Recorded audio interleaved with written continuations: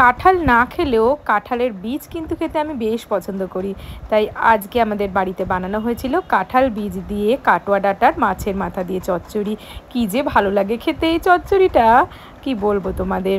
মাছের মাথাটা ভালো করে নুন হলুদ দিয়ে ভেজে নিতে হবে।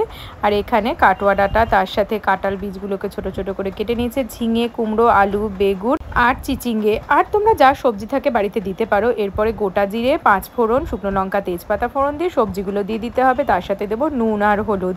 এবার বেশ কিছুক্ষণ সবজিগুলোকে ভাজতে হবে।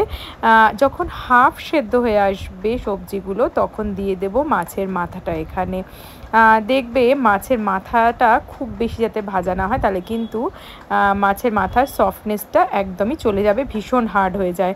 তবে এই যে চচ্চড়িটা রান্না হচ্ছে এর মধ্যে কিন্তু একটা টুইস্ট আছে। কি টুইস্ট? সেটা হচ্ছে গিয়ে আমার শাশুড়ি মা আলাদা করে একটুখানি রসুন আর পেঁয়াজ আর কাঁচা লঙ্কা ভেজে নিয়ে গ্যাসটাকে এবার বাড়িয়ে দিতে হবে, আর ভাজা যে রসুন পেঁয়াজটা ছিল সেটা দিয়ে দিতে হবে। দিয়ে বেশ কিছুক্ষণ ফ্রাই করে নিয়ে নামিয়ে নিলেই রেডি। একবার বাড়িতে করে জানিও